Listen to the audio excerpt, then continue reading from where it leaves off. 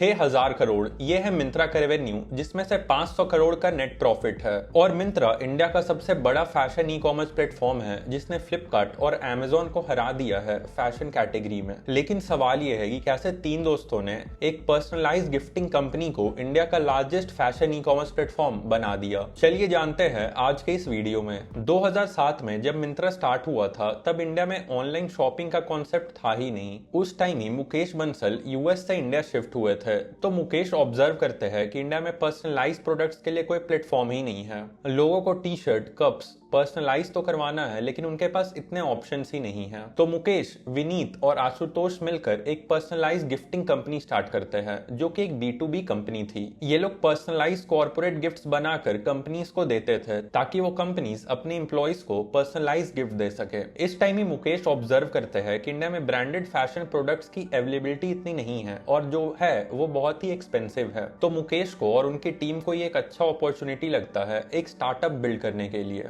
2010 में मुकेश मिंत्रा को personalise gifting company से एक online fashion e commerce platform में कन्वर्ट कर लेते हैं। इसका रीजन था कि उन्हें इंडिया के फैशन मार्केट में एक अच्छा पोटेंशियल दिखा था, और उस टाइम इंडिया के यंग कंज्यूमर्स फैशन कॉन्शियस हो रहे थे, जिसके लिए उन्हें ब्रांडेड प्रोडक्ट्स चाहिए थी, जो कि ऑफलाइन स्टोर्स में बहुत ही एक्सपेंसिव थी। तो मिंत्रा ने इस प्रॉब्लम को सॉल्व किया, ब्रांडेड प्रोडक्ट्स को सस्ते रेट में कस्टमर्स तक पहुंचा दिया। 2010 में फैशन में एंटर करने के बाद मिंत्रा ने एग्रेसिव ब्रांड पार्टनरशिप किया, जिसकी वजह से 2012 तक मिंत्रा के प्लेटफॉर्म पर 350 इंडियन और इंटरनेशनल ब्रांड्स आ गए थे। मिंत्रा इन्वेंट्री लेड और मार्केट प्लेस मॉडल यूज करती थी, जिसकी वजह से मिंत्रा का मार्जिन बढ़ गया और इन्वेंट्री पर कंट्रोल भी आ गया। और मिंत्रा ने कस्टमर फर्स्ट अप्रोच यूज किया, जिसकी वजह से उन्होंने कस्टमर सेंट्रिक पॉलिसीज डिजाइन किया, जैसे कि कस्टमर्स के लिए 30 डेज रिटर्न पॉलिसी स्टार्ट किया और कैश ऑन डिलीवरी भी स्टार्ट किया, ताकि कस्टमर्स को ऑनलाइन पे नहीं करना पड़े, क्योंकि उस टाइम लोग ऑनलाइन ई कॉमर्स प्लेटफॉर्म पर ट्रस्ट नहीं करते थे, जिसकी वजह से कैश ऑन डिलीवरी ऑप्शन होने की वजह से यूजर्स मिंत्रा यूज करने लगे। तो देखिए, उस टाइम फैशन कैटेगरी में मिंत्रा लीडर था, और फ्लिपकार्ट को रियलाइज हुआ था कि फैशन एक फ्यूचर कैटेगरी है, और अगर फ्लिपकार्ट मिंत्रा को एक्वायर कर लेती है तो इस कैटेगरी को लीड कर सकती है। और इस time Amazon India aggressively expand कर रहा था, जिसकी वजह से फ्लिपकार्ट को एक कॉम्पिटिटिव प्रेशर फील होने लगा था। फिर आगे चलकर मई 2014 में फ्लिपकार्ट ने मिंत्रा को 2000 करोड़ में एक्वायर कर लिया। इस एक्विजिशन से दोनों को फायदा था। जैसे फ्लिपकार्ट को फैशन कैटेगरी में स्ट्रॉन्ग पोजीशन चाहिए था, ताकि फ्लिपकार्ट अमेजोन इंडिया से compete कर सके, और फैशन एक हाई मार्जिन बिजनेस था, और क्योंकि मिंत्रा के पास ऑलरेडी एक अच्छा कस्टमर बेस था, इस वजह से इस एक्विजिशन से फ्लिपकार्ट को फायदा हुआ, और मिंत्रा को इस एक्विजिशन के बाद स्केल करने के लिए कैपिटल मिल गया, और मिंत्रा फ्लिपकार्ट का लॉजिस्टिक नेटवर्क यूज कर सकती थी अपने यूजर्स तक प्रोडक्ट्स पहुंचाने के लिए। तो फ्लिपकार्ट ने मिंत्रा को एक्वायर करके अपना मार्केट पोजीशन स्ट्रॉन्ग कर लिया। 2014 टाइम मिंत्रा का मेन कॉम्पिटिटर था जेबोंग, और आगे चलकर आजियो भी लॉन्च हो जाता है, और हर ब्रांड अपना एक यूनिक पोजीशनिंग कर रहा था। मिंत्रा प्रीमियम ब्रांड पार्टनरशिप पर फोकस कर रहा था और अपना खुद का ब्रांड लेबल बिल्ड कर रहा था।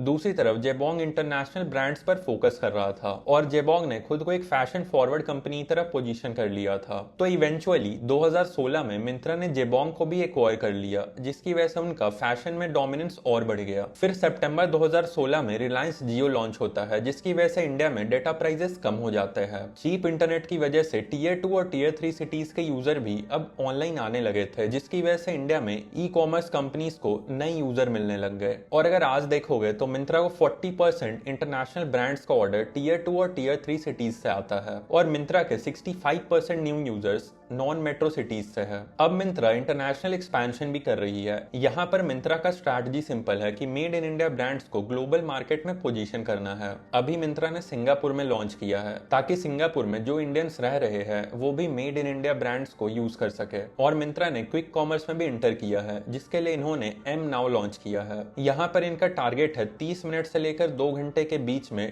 प्रोडक्ट डिलीवरी करने का। क्विक कॉमर्स में एंटर करने का सबसे बड़ा रीजन है कि फैशन में भी इंपल्स बाइंग को इनकरेज कर सके। अगर मिंत्रा का रेवेन्यू ग्रोथ देखोगे तो ये हर साल बढ़ा ही है। फाइनेंशियल 22 में मिंत्रा ने 3500 करोड़ का रेवेन्यू किया था, जो कि फाइनेंशियल ईयर 23 में 4300 करोड़ का हो गया था। फिर फाइनेंशियल ईयर 25 में ये रेवेन्यू 5000 करोड़ का हो गया, और फाइनेंशियल ईयर 25 में ये 6000 करोड़ का हो गया है। फाइनेंशियल ईयर 24 में मिंत्रा ने पहली बार प्रॉफिट किया था 31 करोड़ का, और फाइनेंशियल फाइनेंशियल ईयर 25 में ये प्रॉफिट बढ़कर 500 करोड़ का हो गया है। तो अब सवाल ये है कि मिंत्रा कैसे एक प्रॉफिट मशीन बन गया है। तो देखो, मिंत्रा का 25% sales high margin private label से है, जो कि एक हाई मार्जिन प्रोडक्ट है जिसमें 40 से 50% मार्जिन होता है। और मिंत्रा को ब्रांड्स पे कर रहे हैं विजिबिलिटी के लिए, जिसकी वजह से उनका एडवर्टाइजिंग रेवेन्यू 33% बढ़ा है फाइनेंशियल ईयर 25 में। और मिंत्रा ने इतने सालों में जो अपना डिलीवरी नेटवर्क बिल्ड किया है, अब मिंत्रा उसको मोनेटाइज कर रही है। और क्योंकि ब्रांड्स मिंत्रा को ट्रस्ट करते हैं, इसकी वजह से मिंत्रा एक प्रीमियम प्राइसिंग चार्ज करती है ब्रांड से। और क्योंकि कस्टमर्स इतने सालों से मिंत्रा से ऑर्डर करते आ रहे हैं, इसलिए कस्टमर्स का भी ट्रस्ट हो गया है मिंत्रा पर, जिसकी वजह से मिंत्रा का